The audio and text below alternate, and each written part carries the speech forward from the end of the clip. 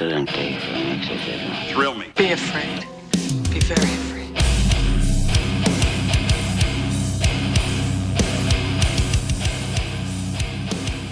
What's up, everyone? Welcome to the Horror Flicks and Guitar Picks podcast. I'm your host, Tim. Today I'm joined, as usual, by my co-host and the one guy that fixed the white Bronco for O.J. Simpson, Steven. How's it going, man?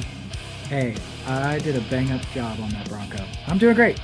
Hey, I was talking you up because that thing ran for fucking miles, dog. So then whoever fixed it up for him did a good job. So. Hey, I just want to say I'm old enough to say that I remember actually watching that live on TV. I was gonna say that you were the guy that filled the tank up for him, but I'm not sure if he's in Jersey where you have to have people fill your tanks or not. But I think that was California, if I'm not mistaken, that it happened. Yeah, it was California. Have you ever done that? Have you ever had to have somebody to? I don't like that experience.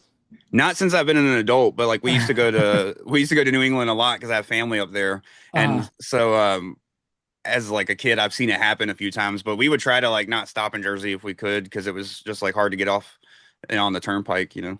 Yeah, when we lived in Vermont and we'd be traveling back and forth to Virginia for holidays and stuff like that, same thing. We'd be like, do not stop in Jersey.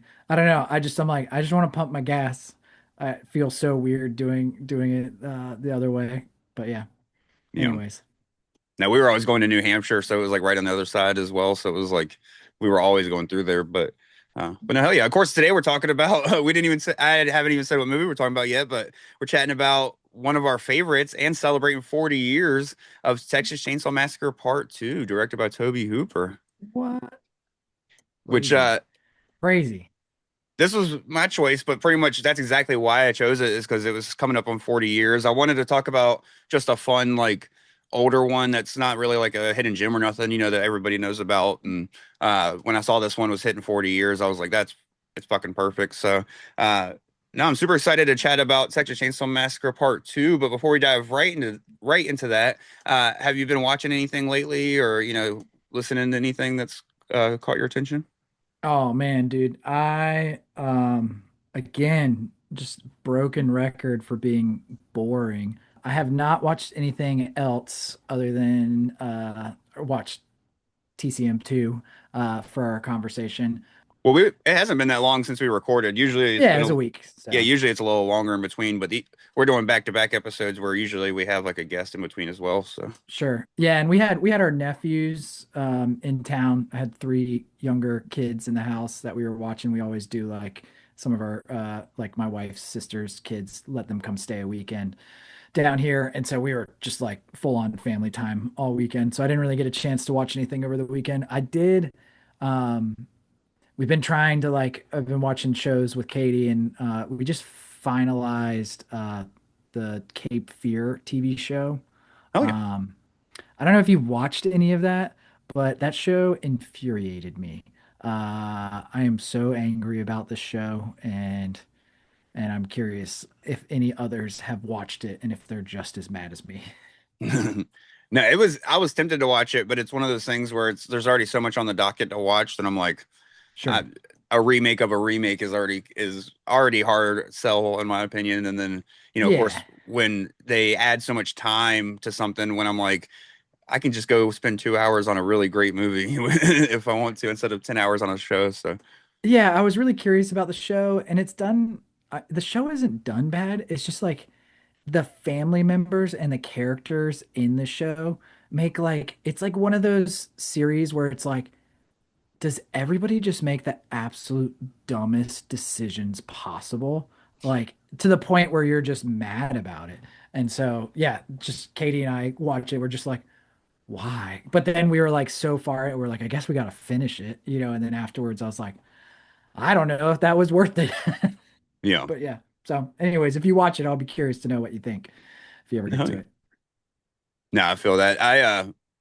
I was very tempted once I saw the casting and the trailers, like looked really good. Like Javier Bardem as the villain was kind of what almost had me sold.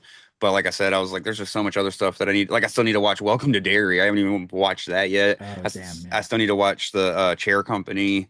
I still need to watch. We need to catch up on Righteous Gemstones. I think we only watched like season 1 so far. So now there's just so much shit right now. And then what's that other? I really want to watch Widow's Bay. So oh yeah, yeah, my plan is to start on that. So uh, that'll probably actually be my next watch is Widow's Bay. So that's what, even though that's like the newest of them all. I'm at Righteous Gemstones might happen sooner just because the wife isn't on that one, but Mhm. Widow's Bay is going to be like my next personal watch for sure. Heck yeah. Yeah, that's I would of everything that you mentioned, that would be the one I would say Yeah. get to immediately if you can. So, and then as far as music goes, um, yeah, I haven't really tuned into anything too new lately. But yeah, I'm always open ears to any good new album drops that you might have suggestions for. Well, unfortunately, I'm have none this week. I've been listening to nothing but like old school hip hop. Like I've been really listening to a lot Shit. of yeah, I've been listening to a lot of A Tribe Called Quest and Eric B and Rakim. Like specifically those two groups. So now I've just been kind of on an old school hip Mhm. hop kick, and then of course just listening to podcasts and shit. But and then as far as seeing anything, Sure. I literally saw one movie. I saw the movie One of Them Days. It stars Kiki Palmer and SZA, and they pretty much have to like the whole day is about them trying to get their rent money and stuff. It's kind of like a female-led Friday, but I really enjoyed it. It's on Netflix for anybody that wants to check it Okay. out. It's super funny. It's straight comedy, of course, no horror. And then I watched Capital Carnage pay-per-view, which is a WWE pay-per-view, or of course WWF at the time, but I had never even heard of it. And it's like a Mhm. one-off. Apparently, it only aired in London and at the time. So like you could only find this like later on like VHS and like secondary markets and Hmm. stuff. So but it was just pretty cool and it was kind of crazy because JR Jim Ross has a Bell's palsy attack live on air during the show. It's like Oh wow. shit. But and then he continues to do the whole show with like his face like half paralyzed. It's wild. But no, but it was actually a good like I think the headline match was or the main event was Mankind, Undertaker, Kane, and Stone Cold.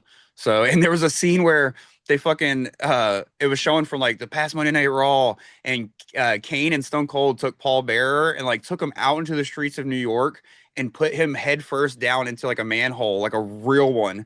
And I was like, how the fuck did they pull that off? I'm like, even if they put something down there for him to like fall into, it's still gross as fuck. Like That's it's funny. no, it's wild. But and then of course to piggyback off of that, I went to Monday Night Raw for the first time ever. I've been to WWE live events before, and I've been to SmackDown once, but this was my first time going to a Monday Night Raw, and I got to take my 5-year-old who's never been to a WWE live event, and he had a fucking blast. So that was just awesome to go to, and get to see that live and enjoy. So if anybody wants to check it out, it's on Netflix. It was the one at the Norfolk Scope. So. You're on TV then. Oh no, I'm not. We sat pretty high up, but honestly, that place is so small that even high up, it was like we were perfect though because we were high up, but like mid ring, so we could see the entrance and the ring perfect. Well, technically, you're on TV, even if you can't see you. Right. Hell yeah. No, we're up there in the dark. There was a couple parts where you could like see our area 100% because Solo Sikoa comes out and like talks shit to Jey Uso while he's in the ring. And literally we're like right up behind, like we were looking down right behind at the back of his head. So it was pretty cool. But Sick. well, hell yeah. But enough of this wrestling, even though I do want to shout out if anybody hadn't noticed, of course, I'm sure nobody did because it'd be like eagle-eyed shit. I did add the Roddy Piper from They Live to the collection back here. My fingers going everywhere but where I wanted to go because of the mirrored camera. Mhm. But no, Pew, so pew, pew, I pew. was stoked to find that though, like that they even made it because it doesn't look that old from the box and stuff, Mhm. compared to the new series and stuff. But fucking Roddy Piper, They Live was awesome. I'm not a collector of WWE stuff. I have like one Al Snow from when I was a kid, and that's about it. But I had to get that. But no, yeah, we can dive into fucking Texas Chainsaw Massacre Part Two. I'm Yep. so stoked on this one. Do you remember the first time you saw this, or started to hear about it? Damn, dude. I'm trying to think when I first watched the second one.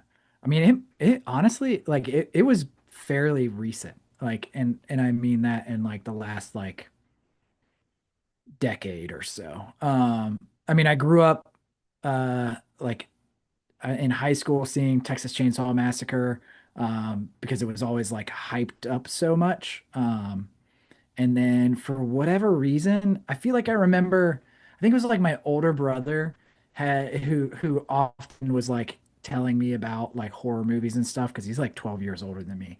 I remember when I first saw that he was like, "Oh, cool. Like that's like hardcore like legit like you saw like one of the best horror movies ever created." And then he knew I loved like the Nightmare franchise and like Friday the 13th and I remember asking about like renting the other ones, and I remember him just always being like, "Ah, the other Texas Chainsaw films are just terrible."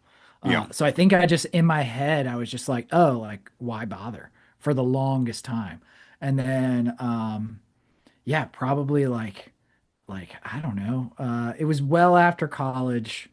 You know, it's probably like 2015 or something like that that I saw like just going through the list and just hearing people praise Texas Chainsaw Massacre 2 or it just being like so divisive whether or not people like it or it's you know a thorn in their side because it's such a different tone.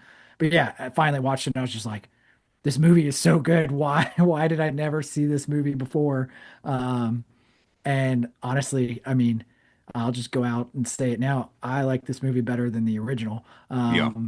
I mean, I which seems unfair because the original is amazing, but this movie is so much more entertaining to me. Yeah.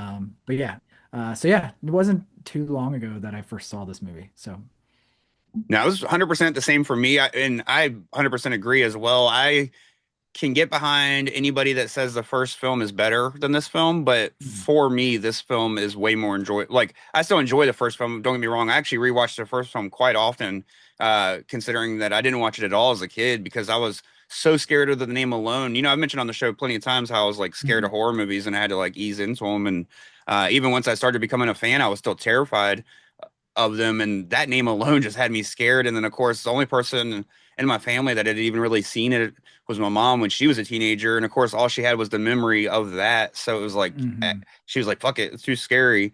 So I never watched it until I was like 11, I think, when the remake came out, or 12, and I got to go to the theaters and see the remake. And I actually saw the remake first of the remake of the original, obviously not the remake of the sequel, Oh yeah, the but one with what's her face?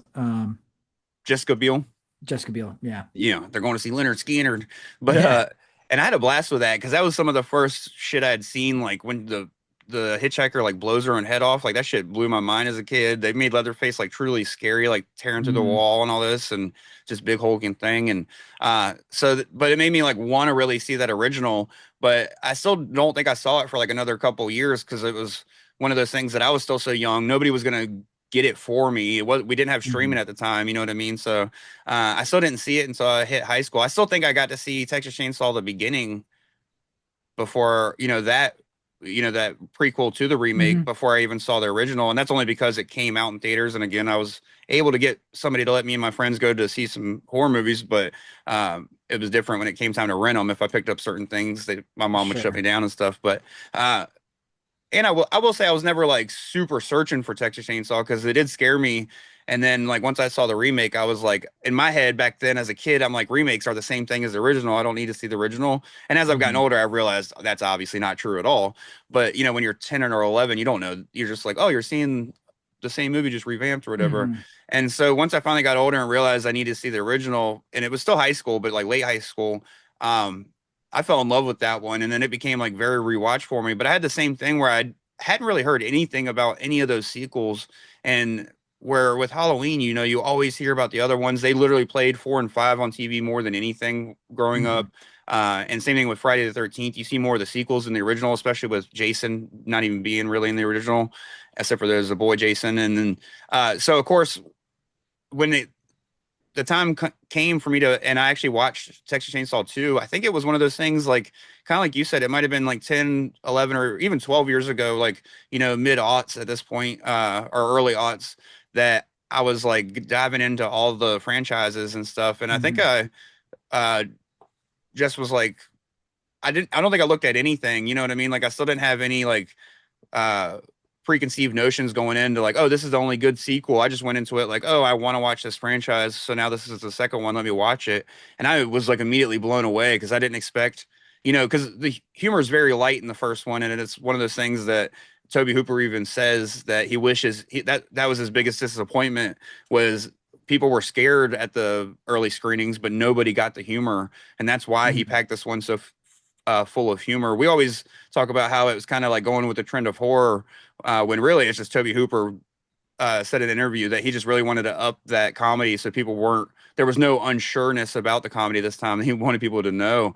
And so when I watched this one, it was just such a blast of a film Hmm. and it was so fun. And but the horror still worked. Like it's got one of my favorite jump scares, which I'll wait until we get more into that, like to that scene and stuff. But and then of course the character of Chop Top. Like I grew up listening to Primus. So the as soon as I saw this movie and he was like dog will hunt, I was like, dude, that's where it's from. I was like, just when you hear those Hmm. samples live, like, or you hear where they originate from, you're like, holy fuck, that's awesome. So no, it immediately, and then the soundtrack immediately fucking crazy Oh good. yeah, So such a good. Well, and I- I'm a firm believer of like when you see a film at the like the right time, like I don't know if I would have appreciated this movie as much if I saw it immediately after the original, yeah, like and I wouldn't have had the appreciation for the soundtrack certainly like I didn't know who Oingo Boingo was when I was in high school. I was like, or half of those like, old punk bands and stuff like that. So, yeah, yeah, Timbuk yeah. 3 shout out. Hell yeah. Um yeah, such a fun movie though. I'm excited that we're talking about it. Yeah, no, yeah, and we can dive in. I agree. Before we dive in, I will just say I agree 100% with like seeing it at the right time because I kind of grown up like only seeing like the the big 80s horror movies, not really seeing a lot of like the niche stuff. And I saw Mhm. this about the same time I saw like Reanimator for the first time, and I was just like, this was really like a part of like me like my neck going into that next level like love of horror. You know what I mean? Like I was already a fan, but this was one of those movies that was a big part of like pushing me to like where it became like almost honestly like my lifestyle. You know what I mean? So it's Sure, sure, yeah. like and this was a big part of it, so that's why like I watched the shit out of this movie, like as you can see we both matching the shirts, the Toxic Coffin shirts. I know you said you're on your second one, but mine you can tell it's pretty well worn, but and I still wear the shit out of it because I love Chop Top the character and just this movie in general. But no, it was just a part of like my like the like I was dating horror for a while, but this was what made me marry it, so Sure, sure. It's not a phase, mom. It's a lifestyle. No, hell yeah. If you want to start, we can start with the beginning. Do you want to kick things off with the first scene of the two douchebags, Rick the Dick, I think. There's a Rick the Prick. Something, yeah, it's Rick the Prick. I'm pretty sure that's it. Yeah, they suck. They're so annoying. It's funny. They're like, I mean, I guess like college bros haven't changed ever, really. Just different styles, different like sayings and whatnot. But these guys are like the most obnoxious. Like I grew up in Virginia. Like I knew these kids from UVA. Like I hate these kids. So I'm immediately like, oh, these dudes suck. And yeah, they're just, being little turds calling in, prank calling the radio. Not even like good prank call. They're just being idiots on the phone, which I am very curious about because this is something that like happens. I don't understand. I'm not a radio engineer. I don't know how it works. I'm like, when they call in and they're talking to Stretch on the phone, I don't understand how they can't just disconnect these guys. Because they're just stuck having to listen to them until they hang up. Yeah, Um, I didn't understand I that don't either. understand, but maybe it's just for the sake of the story and making them become a nuisance. But apparently, you can call in the radio station and they have to listen to you for as long as until you hang up, which seems like a really bad idea. It might have But been a thing back in the yeah, so we get 80s. this back in the olden times. But yeah, they're shooting at signs with a revolver of all things. I guess that's like a big Texas thing. Um, and yeah, they're just being jerks. And then immediately goes to nighttime, and then they call them again. And then that's when we have like the infamous first bridge clash, which is such a awesome opening kill scene. I love how this movie gets set up. Um, The my friends that do Creeperama, by the way, Oh, yeah. they were just driving out west to do Midsummer Scream, and they drove by the bridge from Texas Chainsaw Massacre 2, and it's like right off the highway. Like it's in the movie makes it seem like it's like a nice remote bridge, you know, but it's like in the middle of nowhere.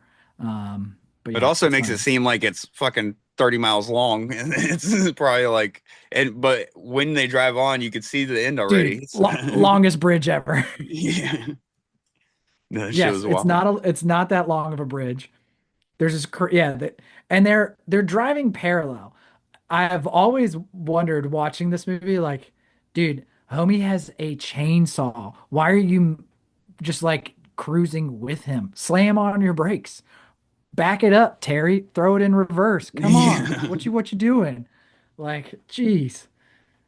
No, I agree on that's one thing it almost plays into how dumb and cocky they are, you know what I mean? Like they're so cocky that they think that they're like untouchable. And I actually love that part where he like shoots Leatherface's like or he shoots like the Nubbin's Mhm. head and it just moves in his Leatherface. Like that's the like the reveal of Leatherface, which is such a badass reveal. And in this movie he's played by Bob Elmore and oh, fuck, I wish I could remember the other guy's name right now, Bill something. But in this scene, he's played by Tom Morga, who is one of the only, who is, if I'm not mistaken, the only guy to play Leatherface, Michael Myers, and Jason Voorhees. So it's pretty I cool. think Leatherface was Bill Johnson. That's right, Bill Johnson, and what was the other one I said? I already forgot. I just knew it was Bill Johnson. Yeah, Uh, shit. we're professionals at this. Oh, Bob Elmore, yeah.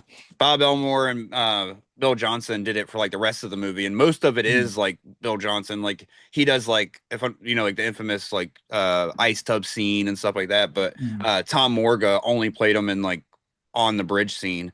But he plays Okay. Leatherface in this scene. He plays Michael Myers in the diner scene where his face is like wrapped and Mm, in bandages. It's not like wearing the Michael Myers mhm. mask, and then he plays Jason in the like flashbacks in Friday the 13th part 5.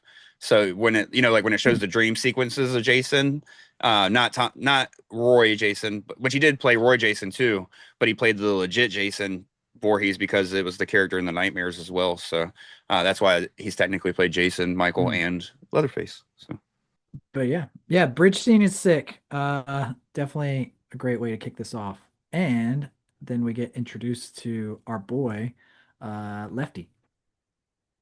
which that's one thing is we kind of get the we learn that's we get the text crawl at the beginning, and that's where we learn the Enright has been Mhm. added Oh to yeah. the Hardesty Enright name, which is I don't know if that was supposed to say that she got married afterwards, but they also say she pretty much went catatonic. So I'm like, I don't think that's the thing, but whatever. But that way, when we meet Lefty, he has the last name Enright. We know that there's some relation there. But I do want to say, I Mhm. love the fact that the way that it ends with like you see that guy you you see the chainsaw like go into the car but you don't really see what happens and the next thing you know Rick looks over and his fucking homie's head is just chopped to Oh yeah. shit and then they just wreck and then of course yeah then it cuts the a coked up Dennis Hopper ready to go dude this is peak Dennis Hopper for sure. Oh my gosh. There's so many good moments with Dennis Hopper in this movie, which we'll cover probably in more detail. But yeah, he's such a good protagonist in this film. Yeah. Which I do want to say, I love Stretch as well, Caroline Williams, but being such a fan of just like Blue Velvet, even growing up on the Super Mario Brothers movie and shit, like it's so hard not to just immediately get glued to the screen when Dennis Hopper's on, which I'm glued to the screen for this whole movie, but anything that Yes. he's in, it's like, holy shit, fucking Dennis Hopper. So, no, Mhm. and then like this, of course, he has like those one-liners where he's like, those boys are so wild, he sawed his own head off going 90 miles an hour. Oh yeah, and he immediately has beef with the police. You know, I love a good like you're in the wrong jurisdiction, boy. You know, like I love any setup like that. It's great. Dude, the scene, just because it's like a kind of a brief scene, so there's not much to talk about other than Mm, the cool ass cameo from Tobe Hooper walking across. But the mm, scene when she like takes him the recording of the uh you know everything that happens in the beginning, and she Mm. like knocks on his door and he opens it up. Well, first of all, I don't know if you knew, but that's Tobe Hooper that walks across with like the red jacket on and like throws the Dr. Pepper. That's why Oh, it's no a way. yeah, that's why he's got like a cigar and a Dr. Pepper because it's like his iconic shit. And but so that's like his cameo. And then, but like when he opens the door right there, I'm like, dude, he look. I don't know if that's makeup or if he was just having a rough morning because he looks half Uh, fucking dead in that scene. yeah, he does. Which I guess maybe like if it was done on purpose is to like show how tired he is from like trying to hunt down, Yeah. Leatherface and the family. Um, but speaking of when she goes to visit him, uh, that scene is hilarious. I love that the reason why like part of the whole town is so distracted is over a football game because that's like the most Texas thing ever. And that hotel is hilarious. The way there's just like cowboys, like Western dudes, like hand in hand, like Yeah. like just going. It's like a bunch of like freaking like it's the Three Stooges, like all just like goofing around in the hallways. Like, where have you ever seen anything like that? Nowhere. That's never existed. It's so Right. funny. Other than like a skit or something, but Yeah, yeah.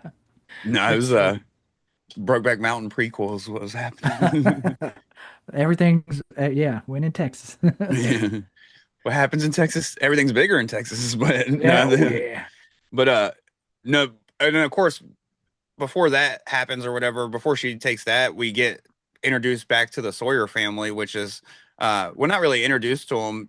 Don't we just get to see the chili cook off, if I'm not mistaken. That's the next scenes we get is we get to see Drayton winning the chili cook off. Uh, yeah, does that happen after the no, that happens after she meets with him because it's like Okay. she meets with him and he's like I don't know, remember, like he's like unsure about it and she's like all right, well, you think about this, and then yeah, and then they cover the chili cook-off thing Oh um yeah, her and yeah. as part of the radio, which gosh, his chili looks so bad sticking out of that trophy. I love that the trophy has actual chili like just glooping outside of it. It's Yeah, it's so dirty, just dude. so gross. It's so like it's the most unappetizing colored looking chili. Ugh. It But looks I like a mean, maybe finger hanging out the top. I think it is. I mean, probably. He even at one point he says like he's like, "Oh, that's one of them peppercorns," and like pull, which is probably like a fingernail or Yeah. something, being all stupid. And that guy, that actor who plays what is he, like the uncle in the family? Yeah, Jim Seedow. Yeah. Oh my gosh. He's the most like in the same way that um like Jim Varney is perfect for like certain, that guy is like you can't make up that person Yeah. anywhere. Like he is made for this movie. He's so good. Another cool fact about this scene is that Ed Gwynn, who played the truck driver in the first movie, has a cameo in the scene. Uh, Oh. you literally just see him like clapping in the crowd, but it's the same guy that played the truck driver. If you watch it again and look for him, you could obviously see him because he's like the only like big black guy with like big hair and stuff. You know what I mean? Like everybody else is like these redneck motherfuckers. So Oh, cool. he like sticks out. But nah, of course they got him in like overalls and shit. Like he definitely got him suited up for the redneckville. But uh, and then I think, see, I thought that she went from there. Oh yeah, she does go from there, then goes to the chili thing, and then that's when she goes back to the radio station and he tells her to play the thing Mhm. or play the tape. Yeah. And then it shows Yeah, yeah, Jim exactly. Seedow freaking out. That's one of the best scenes is when he's like driving home and hears it. He's like, "Oh god damn it." He's like, fucking throwing a fit. Oh, and I love how in his old ass box truck he has a car phone in 1986. And they're like, I mean, apparently he is killing it in the chili game to have a car phone. That Like chili money. nobody has that. But yeah, that freak out. Yeah, it's that chili money. That freak out is so so funny. That's one thing I do love about this movie is Like even the dinner scene in the original one, the amount of just like, you idiot, you dumb boy, like Yeah. the classic like Texas, just like you're a Yeah. moron is so Look good what in your all brother these did to the movies. door. This is like my favorite line of the whole first movie. Yeah, yeah. It's so good. Um, Now, which was kind of cool hell is yeah. And I don't know, I don't know if you ever noticed or cared to notice because the movie's kind of but in Texas Chainsaw Massacre 3D, the opening scene where they kind of like do a little bit of like a call, they rewind back to, mhm, the end of they say it's supposed to be the end of this movie, but it does not fit the end of this fucking movie at all. But sure. in that scene, Bill Moseley, who plays Chop Top in this, obviously, plays Jim Sedow's character of the cook in that scene. So he got to play like the cook years later when he was much older and Mhm. like he kind of looks like him, I think. And if you listen to when Chop Top's like joking around and being like doing the voice and stuff, I think if they ever wanted to bring back the cook character, they could easily just have Bill Moseley do it if it was going to be Yeah, like have somebody else do like nubbins or something. sure. I could see that for sure. But hell yeah. But nah. And then of course that's when shit hits the fan and we get introduced to our favorite character of fucking Chop Top, dude. This whole scene is just magic. Everything he says, the way that it happens. What was your first reaction to seeing Chop Top? There's something about, I mean, like, which is hilarious. I mean, I feel like you talk to most even I guess just say casual horror fans. Uh Everybody knows Leatherface, everybody knows like all of the like but like his character design is so peculiar and striking and like nothing you've seen before that I'm like why has I mean and I guess the movie isn't about Chop Top so like maybe that's why it never like had that like iconicness, but I don't know. I think it's iconic. I'm sure plenty of hardcore horror fans would say he's iconic, but like, dude, Chop Top is cooler to me than Leatherface times a million. I don't know. He's just there's something about him. His presence on screen, like he's just so like charismatic, and maybe that's what it is like, like you can only you know, it's so one dimensional kind of what Leatherface is. He's just like kind of like a like bumbling kind of guy. Um, but Chop Top like he talks and he's weird and he's like, all like scary and unpredictable. Like he's that drunk guy that you're like terrified of meeting, out and like you're like, I don't know what you're gonna say or what you're gonna do, but I don't trust you in the slightest bit. But also like you are fascinating. Yeah, I love Chop Top. He's so cool. No, I agree. Immediately, I was in love, and it's one of those things where I honestly knew Bill Moseley as Otis Driftwood beforehand as well because I Mm, grew up on the Rob Zombie movies, and of course I heard about those early because I grew up on like heavy music and stuff. So as soon as Rob Zombie was directing something, I checked it out whether I was scared or not. And those films never really scared me, even though that was still back in a time when I was scared of horror movies. But they were more gore filled, and slashers didn't really scare me. It was more like sure. supernatural, and like The Ring was terrifying to me as a kid and stuff. But so I already knew him as Otis Driftwood, and then seeing this, I immediately was like, Otis who? Because I like Mm, love Chop Top, but I agree that they've never even tried to like, Chop Top is a twin of Nubbins, and they've never even been like, oh, guess what, triplets, and like tried to attack like another just weird character and say it's a, because like they've done. Matthew McConaughey was weird, but he was still too fucking normal compared to Chop Top, and they just sure. kept him looking kind of normal. But he had a robot leg, and was it him? No, it was the Illuminati guy that had six nipples, not Matt McConaughey. Spoiler alert for anybody that hasn't seen Next Generation. Illuminati is in it, but yeah, I agree, and that's one thing that I could see Curry Barker actually kind of doing, is Dude. creating, maybe not recreating Chop Top himself, but he has that very, like, he has a great sense of humor. So I could Mhm. see him very well doing a character in the style of Chop Top. You know what I mean? That might be something that we finally get with his take, hopefully. But, Sure.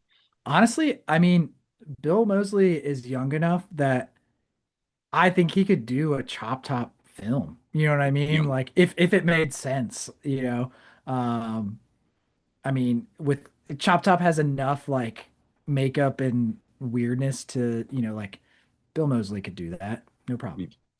And nothing would be more awesome than like setting like doing like an exploitation film set in the late 70s of him like coming back from Vietnam, you know what I mean? Or Yeah. yeah, and literally just like him being fucking weird as hell, like making a road trip film where he's just fucking with people and stuff. It is just like Tropic Thunder 2, and it is a it's a war movie parody film, but it stars Chop Top would be so rad. Dude, we gotta find who's got the rights to Chop Top and start making this happen. But hey, Bill Yeah. Moseley is he's supposed to be at next year's Tidewater HorrorCon. So not Oh, only will I sick. finally get to interview him, because of course I'll be doing that panel, but we could talk to him about the Chop Top proposal. But Yeah. Yeah, I was gonna meet him when we did Carolina Fear Fest, and then some idiot on a bike ran into him. Uh, that was such a bummer. Like literally, he went to the had to go to the hospital because he broke all his shit because some cyclist like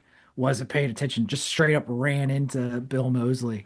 you know, Uh, I mean, I was bummed to hear about that, and I'm glad he's okay. But all I could think of was like immediately after getting struck by a cyclist, Bill Moseley going straight into Chop Top voice, being like, "You dog dick," yeah, flicking him off. But yeah, right.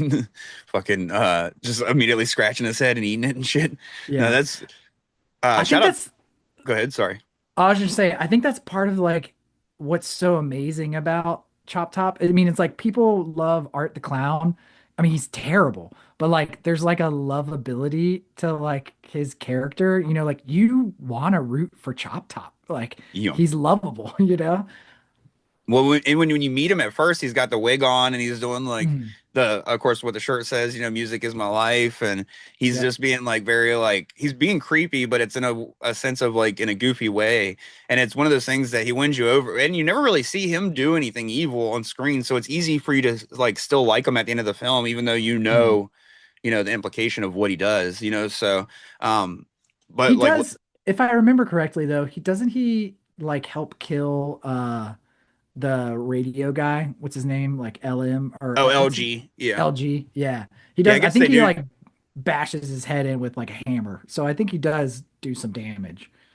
But they do it in such a goofy way still that it's like hard to like at that point you already fell in love with the character, even though you really shouldn't. Mhm. But no, Sure. it's wild. It's kind of like no, I agree 100%. It's so easy to like the character and then everything that he does, like from the quotes and then the reveal of when that's one thing I wanted to say is that this film to me has literally like top three jump scares of all time. I'm not sure what the third one would be. The Mhm. other one would be The Exorcist 3 Scissors, of course. Mhm. But the first one for me would be literally or one of the three for me would definitely be when Leatherface pops out of the music room in this. That fucking scene is because you're so focused on Chop Top and his weirdness that you even forget about Leatherface maybe being Mhm. around that corner. So as soon as he like cuts the light on and starts to go in, you don't even it like just all happens so it like almost happens 2 seconds before you would start to like expect something. You know what I mean? So it Sure. just works perfect. And then of course that's the reveal of his uh fucking of his plate, and he's like, "Leatherface, you hit my plate." Or he's like, "You did in my plate, you bitch." And he's like, he just keeps calling him a bitch, like, And how gross is that? Picking at like his scalp flesh and and eating chewing on. it. Yeah, Ugh, I hate that so much. And it like as like I feel like as goofy and not as like viscerally gross as like 80s films are, like because we can like see the like practical effects and the rubberiness of things, but like that scene is still like so gross, like seeing him do that. There's nothing comfortable about that at all. yeah. And shout out, of course, we haven't said it yet, but Tom Savini did the makeup Mhm. effects on this, and including Chop Top. And apparently, Tobe Hooper didn't even see Bill Moseley for the first time until he was in Chop Top makeup, because, of course, a lot of people know the story already. But for those that don't, he famously did a little short film skit called "The Texas Chainsaw Manicure," and he played like the character of Nubbins in it, and it was Mhm. pretty much about like a woman goes in to get her hair done and decides to get a manicure, and when she does it, Leatherface comes out and like chops her nails up, blood goes everywhere, and she like passes out. but when she wakes up, she has like a perfectly good manicure. And then she walks out to her husband, who's Nubbins, but played by Mosley, and he's like, let's eat some head cheese. And he's like, actually got head cheese. And apparently he sent that to like a screenwriter friend of his, and the screenwriter friend showed it to Tobe Hooper. So Tobe Hooper like called Bill Mosley and told him how much he loved it and stuff, and said like, "Hey, if we ever make a sequel, I definitely will keep you in mind." And then lo and behold, he was like given the job. So he didn't even see him for the first time until he was already Chop Top. And he said that the only thing Tobe Hooper said was, "Can you make it a little bit more pussy?" And then like that was that was pretty much his only like note. And he said that he immediately knew that he was in for like a wild ride after that. And he said everybody that he's talked to since then that's worked on the film said that they didn't even know Bill Mosley during that they just spent like 8 weeks with Chop Top pretty much. So Oh, that's sick. I never knew that story. That's awesome. no, yeah, I was listening to a thing today just to kind of maybe see if there was any fun like little, things like that to pull from it. And it was post Mhm. mortem with Mick Garris did an episode literally when Tobe Hooper passed away. They had Caroline Williams and Bill Mosley on at the same time, and they both told some pretty good stories. And then at the end, they had like a little interview with Tobe Hooper, but Mhm. he didn't really discuss TCM too much. The only thing he did mention was that he was disappointed about the humor being lost on the audience in the first one, and then Mhm. so that's why he like upped it so much in this one because he was like, I want to make sure these people know I'm trying to be funny. So, Sure. uh, Um, since we're on this scene or this part of the film, can we talk about how good Carolyn Williams is as a final girl and how underappreciated she is as a final girl? Um, I don't hear her brought up nearly enough in that like context. Like, of course, everybody says like, Sydney from Scream or Nancy from, like you get the classics yeah, that everybody talks about as final girls. I don't hear anybody hardly ever talk about Stretch as a final girl. But in this movie, she's like from the beginning, like working in the radio, like the one guy calls her darling. She's like, "Don't call me darling." Like she's such a like badass like feminist, in this movie. And yeah, and she's like assertive and proactive. Like she goes chasing after them after she escapes from the radio station and everything. Yeah, she's sick in this movie. yeah, you can almost see like her character could be an inspiration for Gail Weathers. Like the way when Yeah. Scream came around, the way Gail was like dragging her cameraman around but getting shit done. Like that's kind of how I feel like Stretch is. You know what I mean? It's like one of those people that that's one thing that's also wasted with this film is the fact that like Sally left in a way that she was obviously mad and like like she was gonna have some shit to deal with. Yeah. And but Stretch at the end of this film, of course she does the dance and everything, but she still seems like a strong enough willed person to be able to come back from that. And the fact that they never carried on with her in the sequels, which leads me to another fun fact. Bill Mosley apparently wrote a treatment for a sequel where Leatherface and Stretch were living in New York City with the family and they had a baby and everything with like a little Leatherface mask. And then like Jim Seadow was What? running like a little deli and stuff. And he said that um he said he's sent it to uh Tobe Hooper, and Tobe Hooper was just like, I don't want to do it. I don't want to do a sequel. Like he just was like not into it.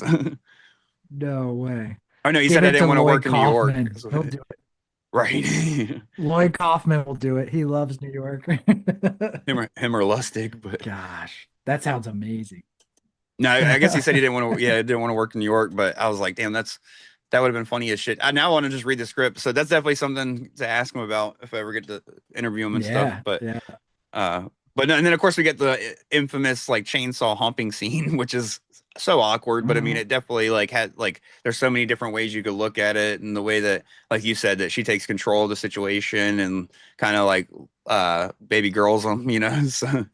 Yeah.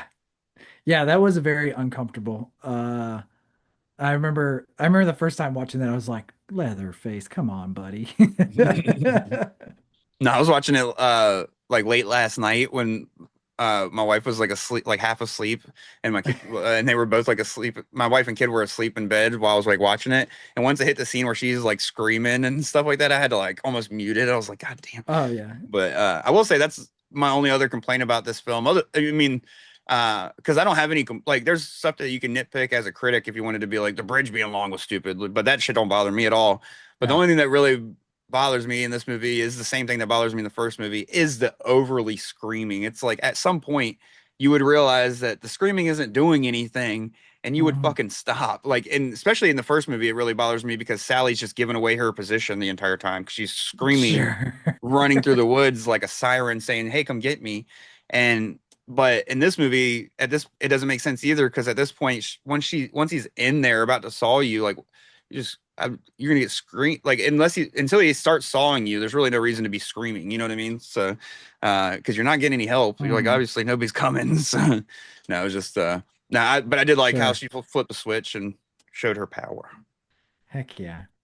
And then of course she followed well, and then of course they take LG and when he comes in and gets bashed over the fucking head with a hammer and then they just take him and she follows him in the Jeep and stuff, which again goes to show like how strong-willed she is and stuff because she doesn't go call the cops. She's like hops in Mm. the Jeep and goes herself. And I don't think anything happens between them heading out and then her waking up with the oh no, you know what we haven't talked about yet, the chainsaw scene, him getting the The chainsaws. store. Yeah, Yeah, dude. I was thinking about that too. I was like, we kind of passed that. That was in between like the radio station and everything. You get the the Yeah. the lefty chainsaw shopping hilarious moment. The guy's like, ooh, banana, or whatever the fuck he says. He says a Yeah. word before banana, but I cannot figure out what he says. And he's over there just like literally about to fucking nut in his pants over Lefty with these chainsaws, dude. Yeah, it's such a good like I mean it's like yeah, when he's just like eyeing up every like yeah. Yeah. Like, and then he goes and tests it out on the test log outside. And I'm just like, "Oh my God, this is amazing." And what's funny is he doesn't ever go completely through the log. He just like keeps chopping at it. Like, He's chopping at it like it's a axe. yeah. Uh, like I think that would break the chainsaw. I guess that's showing how strong it is that it didn't break it, but Yeah. Good. These USA made. These are back when we used to make things right. which then of course that's when we get the Texas Battlelands, dude. That set design is immaculate. But shout out to coincidentally, their name is Cary White, but it's a gentleman named Cary White and spelled Cary instead of, like Carrie the book. But that was the production designer on this. And of course, that guy's gone on to do so much. He was a production designer on like Mean Girls, I think Spy Mhm. Kids. Now he's working on like one of those Yellowstone or was working on one of those Yellowstone spinoffs. I think he's like Mhm. retired. I say that in quotes because he was working on like 1923 or whatever the Yellowstone spinoff show was that was like a year. Like Yeah, I don't know. the name was a year, but so he's still working and stuff. But yeah, that was a production designer for this, and this was his first gig as the full-on production designer. I don't know if he did anything before this, like his Mm. helper and stuff, but this was the first one where he took over, and he fucking killed it with the Dude, freaking every time I watch this movie, I always have the thought like I would pay a stupid amount of money if there was a theme park like this, like or just I don't know if they've ever done TCM2 at Halloween Horror Nights, but friggin' just make this. It would yes, be so awesome. make a I slide out of the tunnels or something. yes, I mean like as for it to be scary, like I want to go hang out in there. It looks like the most awesome like clubhouse, like similar to like the Lost Boys, I where was you're just just like, dude, I want this as my bro lair. yeah, I I want to hang out immediately here thought the with the same boys. thing.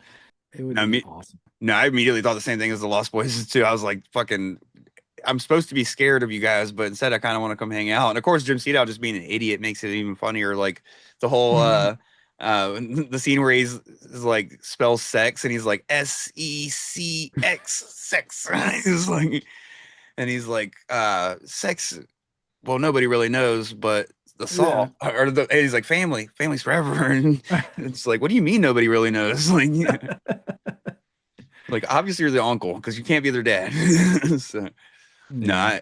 no, that this whole like final scene is so fucking fun. Like that's the one thing about this film is it never lets up. It's like it Mm-mm. goes from the beginning, but like Sure. so like for it to have a climax that actually climaxes is kind of hard, because the film never lets up. So for it to hit, like it needed something like Texas Battlelands for this to really land, home. And this fucking place is like awesome looking. And then of course you get so much time with the family together, for a change Mhm. that's also something that's pretty cool in this film. You actually get a lot more interaction, and Chop Top's so much more funny than Nubbins. Nubbins was awesome, but fucking Yeah. Chop Top's like a treasure. So no, I love this whole scene and everything and how it plays out. And I like in this movie, I'm trying to I mean, I just rewatched the original not too long ago, but this movie like gives you more of a like maybe Leatherface isn't as bad as you think he is. You get a little like softer side to him in this movie. Yeah. Yeah, he like lets her live, and then when she shows up, he's like looking around. That's one of the funniest parts is like when he's like looking around, like, oh shit, like what the fuck? She's here. Yeah. Ah, And dang then, it. and then of course Grandpa comes back, and eventually we get Grandma too. But no, that's one thing I love about this film is it really did something that for whatever reason after this they just decided we're gonna just change everything and completely Mhm. reroute it because like this is still perfectly attachable to the first movie. They just Sure. moved, they got out of the house because the cops were coming for them, and they found the spot, and now their names are Sawyers. We don't know if that was ever really their name or if that's what the name they're going by now. So that's another thing is like we could have still gotten the whole changing names every movie and this and that, but it could have Mhm. always been the same people. And of course, like I don't, Jim Sedow passed away, but like I said, they always could have done, another Nubbin, done the same thing where it's like this is Nubbin's triplet, you know, Sure. or actually just do a Leatherface on his own movie for a change and actually, make that, part of the struggle. You know what I mean? So no, I don't know. It sucks where the franchise went after this. They're still like enjoyable in the like some of them in the so bad they're good side of things. Some of them in the just Sure. like being just fun horror movies compared to like other movies, especially like some of the '90s ones that came out compared to other '90s movies. It's like they're pretty not bad, uh, but but no, this like finale. Pretty much once Stretch shows up and Lefty shows up, and when she's like crawling through the stuff, like I just love everything about the way it plays out. Like, well, it starts with her waking up with like LG's fucking face on her, and he's Mm-hmm. just sitting there like skinned alive, which is probably the most gore any of the Texas Chainsaw Massacre movies, in my opinion, have ever done. Like, I feel like nothing's really matched like this scene in this film. Uh, Sure. but I haven't really seen like three or four as much. But like even the remakes, I feel like I guess the remakes you could say like sawing off the leg or like shooting through the head and shit. But I don't know the way LG is like torn apart in this film is like peak Tom Savini. Yeah, I mean this movie's way more like sticky, goopy, like 80s, like over the top gore. Whereas like you're right, the latter films, I mean the remake, like that whole scene where she pulls a gun out of her crotch and then, blast, like that was pretty intense and pretty violent. But yeah, it's different. It's like how Saw movies are, graphic. Yeah, and this is like violent, but it still has me laughing. Where like Yeah. this that scene in the remake, you're just like kind of jaw like the first time seeing it, I was like jaw dropped, especially because the way that the camera goes through her fucking head hole. I was like, that's awesome. Yeah. Uh, but the way that like this whole scene plays out, it still has like a humor to it. You start to realize that like you get some more of the soft side of Leatherface because he spots her, but like doesn't give up her position and shit. But then this is when you get Lefty showing up and just going fucking nuts with nobody around because he's just like, what does he say? He's like, uh, I don't know, he just starts saying shit. But my favorite thing is when he gets in front of the cook Jim Sedow and he's like, he says something about uh, I'm the I'm the brother of the harvest or something like that, and he's like, Mm. "What is that? Some health food group or something?" It's just like, Oh yeah. Well, yeah, because he comes in the beginning, he's like walking up with the whole setup too, when because he meets Stretch and he's like, "Oh hey, yeah, he's we like, "So conveniently showed up at the same time." Uh, and then she we falls in the hole. yeah," and he apologizes to her for. He's like, "I set you up, darling. I'm sorry." Yeah, It's yeah, yeah, like, yeah. But then I love his like he's like talking himself up, you know, and he's like talking about like I can do this, I can be brave. And I think what like pushes him over the edge is he finds Franklin's wheelchair, which is like, why the fuck did they keep that? Like it's just randomly in there, like a little like keepsake. Yeah.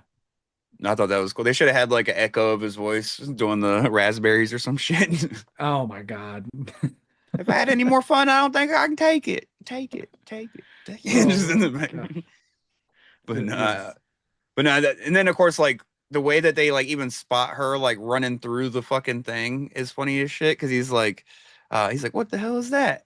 And I can't remember what Chop Top says, but he says something funny as shit. But that's the thing is like their whole conversation here is like almost everything is hilarious, you know. So and then of course when they tie her up and they get her put on this like awesome looking fucking throne that's even cooler than the first one in my opinion, and she Mhm. like that's the only thing that they didn't do with this movie that I wish they would do, which I guess I understand Tobe Hooper not wanting to recreate his own shots, but I wish they would have Mhm. done the zoom in on the eyes because I love that in the first movie Yeah, with like when she wakes up. But I understand not wanting to like just call back to your own film, sure.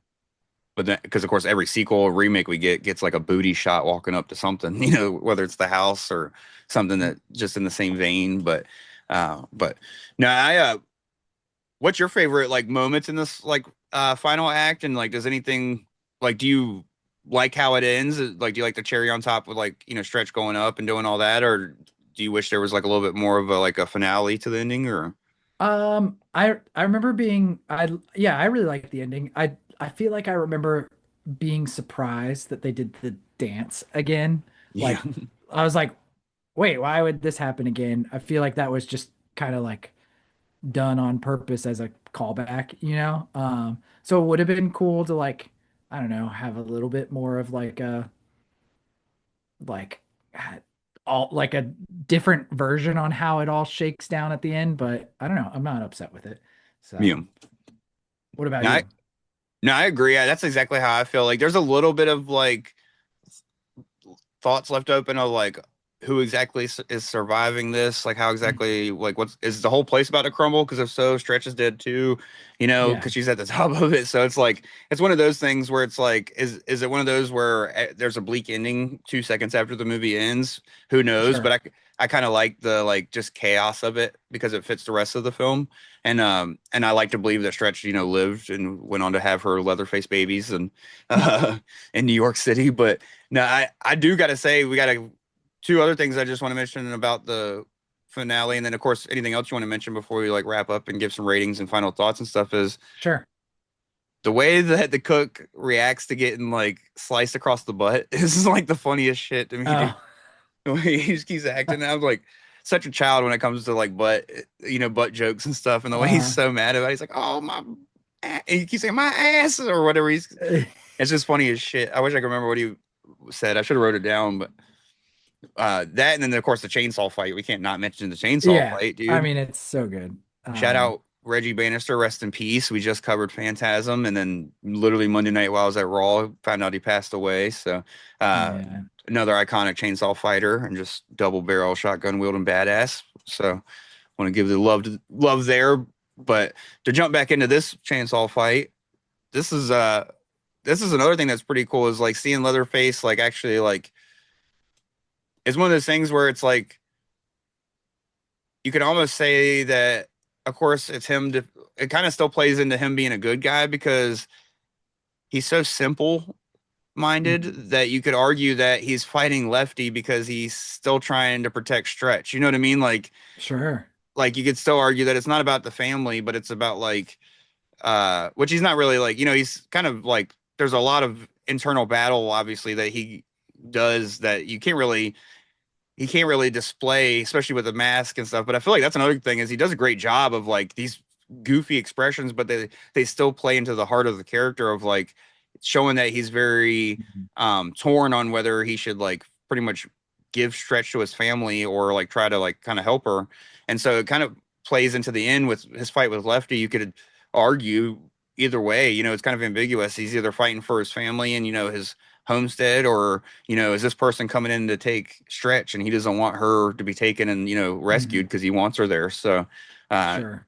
either way, it's like at no point I feel like do they lay on the Leatherface's evil in this like some of the sequels and remakes do. So Oh no, 100%. Yeah.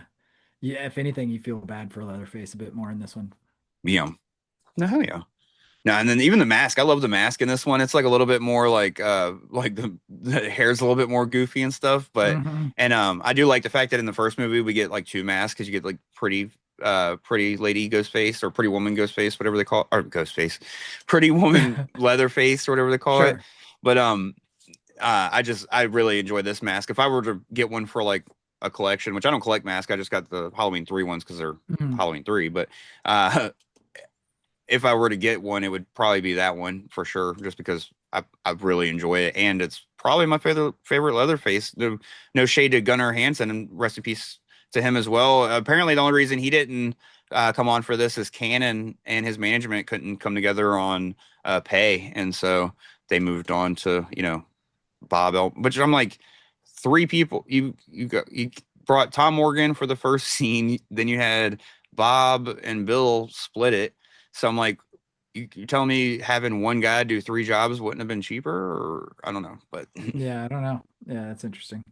I guess I mean the first movie is so indie, and I mean they probably still would have had to bring in Tom Morga for a moving car because Gunnar Hansen Mhm. wasn't like a professional stuntman, you know what I mean? So uh, it might have been one of those things where they were like, "Hey, you can't do everything that's needed to be done. We can't pay you like that," and then that could have been where the argument fell apart, between Canon and this management. But that's all hypothetical and just assumption on my end, but uh, an educated guess. But Sure.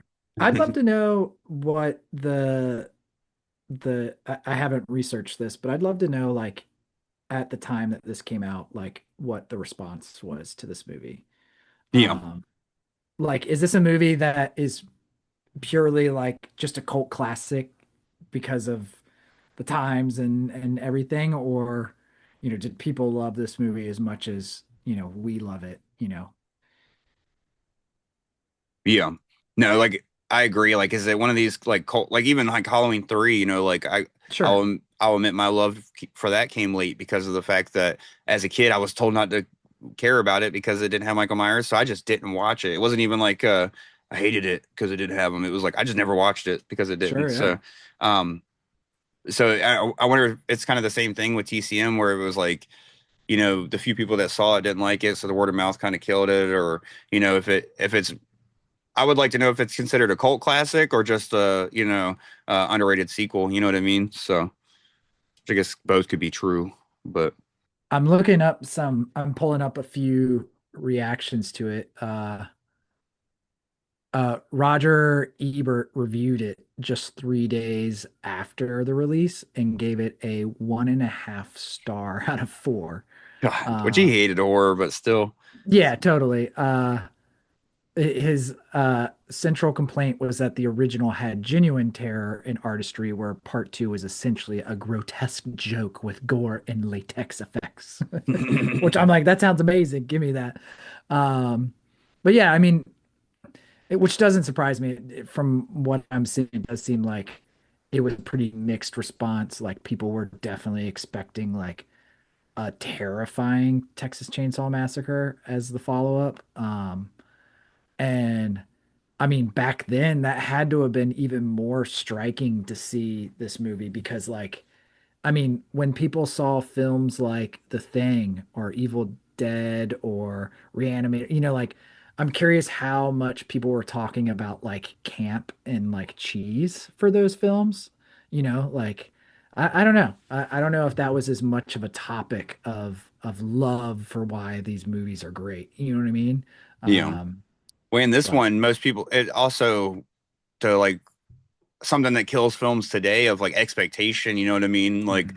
everybody going in that probably picked up the I don't know what Betamax, whatever the fuck they were picking up at the time. If they were Sure, even able sure. to rent VHS, well, I guess VHS was already a thing by the late 80s because this was later 80s. But so people that were picking up VHSs of like Texas Chainsaw or finding ways to watch that and then going to see this, I'm sure we're expecting a completely different tone. And I could see Hmm. where maybe a rewatch 5 years later, they were like, "Oh, this isn't as bad as I thought," or I remembered because, just of expecting something. So I will say though that we mentioned Chop Top deserving another movie, and I remember that clicked in my head, and it made me remember. Have you ever heard about All American Massacre, the unreleased film? Mm. So No. it's directed by Tony Hooper, son of uh Tobe Hooper, and the project is literally they began shooting it at around 1999, and it starred Bill Moseley as Chop Top, and Buckethead is actually in it as Leatherface. And What? what Interesting. it's, if I'm not mistaken, let me serves as both a sequel to the Texas Chainsaw Massacre 2 and a prequel look into the family's origins. Yeah, this is what I was looking for. Follows an incarcerated Chop Top in a psychiatric facility being interviewed by a tabloid documentary crew. So it's like him Hmm. in prison being interviewed, but then they're like showing the interview stuff. But I don't think they ever like shot any of the flashbacks or anything. They just shot some of the like interview shit. Okay. So you can find like some very like shot on video footage of it on like YouTube and stuff, but it's very like Cool. short. But so they were gonna like try to return to the character of Chop Top, but I don't know if rights stopped them, budget stopped them, or what. So Hmm. definitely something to look into in the future for sure. But Yeah. Cool. Well, sick. no, hell yeah. Anything else you want to touch on or mention about the movie that we didn't before we wrap it up and rate it? I think we pretty much covered everything that I would want to talk about. Yeah, I can't think of anything that we skipped over. I'm trying to think if there was anybody that I wanted to like shout out that worked on it that I didn't, but no, we shouted out Tom Savini, production designer Cary White, Hmm. of course, rest in peace, Tobe Hooper. We talked about all three people that played Leatherface. So no, we can jump into our ratings. Do you want to do this one first or? Yeah. I mean, gosh, I'd have to call this easily like an 8.5 out of 10. Uh, I just don't know if I can go 9 out of 10, but I mean, I want to, but I don't know. I feel like I'm just being too generous by doing a 9 out of 10. 10 just feels like unobtainable. So maybe that's why I'm backing off, but I don't know. This movie's so good. No, I agree. I'm gonna go 8.5 as well. It's one of those that when you throw it on the personal scale, it would be a 10 out of 10. But as far as like, when we're like you said, when we're trying to compare it to other films, like what's gonna actually get that 10, are those classics, like stuff that is like near perfect films that I might not even give a 10, like The Exorcist, I might give that a 9, you know what I mean, or something. Mhm. So and I'm not saying that this is necessarily even Sure, like sure. close to that, but I just feel like as far as what this is trying to accomplish and what it does accomplish and everything that went into this film, it deserves 8.5. Like the very few like hiccups or whatever here or there, like in the story, I feel like are done for the purpose of other things, and that's what horror does best Sure. is kind of bends the reality of one thing to make it fit for something else. And as horror fans, that's what makes that shit fun, So uh, I love this. I love this Totally. film and definitely will share it with a mini. I can't wait till my son's a little older so I could be like, let's get through Texas Chainsaw 1 so you can watch 2. Yeah, yeah. My daughter, she watched the original this past winter, so I think she would enjoy this one. I don't know. Yeah, especially since of course the female lead is portrayed way stronger in this, and then there's not really much. If anything, she might just feel uncomfortable watching that one scene with you. You know what I mean? Yeah, yeah, yeah, 100%. Like, I'm Yeah. gonna get some popcorn. You want anything? I gotta go to the bathroom. Yeah, I can immediately hear her being like, ugh, like, but I mean, it's sexual, but at least it's not like there's no like major graphic nudity or anything that makes Yeah, it even weirder. But yeah, yeah, and there's meaning behind it in a way still because it's like showing the like control she kind of has over Leatherface, which comes around in the end. So yeah, and monsters are allowed to fall in love too. right. Apparently, two other fun facts that I learned before we go away is before we go away before we wrap up the show is uh apparently Bill Moseley asked Tobe Hooper about like scratching the thing and stuff, and he said that Mhm. that thing was his like because he took it as like scratching like an unattainable itch. But he Yeah. told him apparently to act like that's his G spot. Like he was pretty much like, Uh, like that's why he's like really into it sometimes. And then apparently he told Caroline Williams when that scene came with, I think it's Bill Johnson, is the one controlling the chainsaw. And I guess in the scene when they really shot it, it's just like a 2x4 that that's going up between her legs, and she's like reacting to that, and he's like doing that on the other side. And she said that he was told to pretty much act like he was like blowing a load, and she was told to act like she was just like a fluffer on a porn set. So she was supposed to be doing like the bare minimum while he's supposed to be doing the maximum, and it's like that's kind of how it worked. So, yeah, yeah, that's true. If we could only hear all the things that directors say to get the shot, I'm sure there's plenty of movies that is never allowed to be shared with the real world. oh yeah, not for sure, but hell yeah, man! I really enjoyed chatting with you about this one. Happy 40th anniversary to the Texas Chainsaw Massacre Part 2, and Yeah. I hope more people find it as the years grow on. And this is definitely one that shouldn't be forgotten. Hopefully, with Cory Barker doing the remake, so many people will dive back and be like, I want to watch all of the originals, and maybe some of the younger generation will pick up a new love for TCM2. So, Yeah. Do it. Watch it. It's the best. oh yeah. And I'll fight you for it. Make sure you leave a rating, like, subscribe, whatever's clever for wherever you're listening. Leave a comment. Also, let us know what you think of Texas Chainsaw Massacre 2. If it's your favorite in the franchise, if you have a sleeper favorite over this one. Of course, a lot of people go with the first one, which is highly, I was going to say acceptable, but that's not even what I mean. I just mean like expected, highly expected. You know what I mean? Like that movie is a masterpiece, but when you're like us and like a little humor with your horror, it's easy to love this one a little bit more. So. Yeah, go eat some barbecue. Eat some barbecue. Yeah, eat some shitty chili, fucking some dark chili. That's fucking. But hell yeah, man! I appreciate you. Everybody, take care.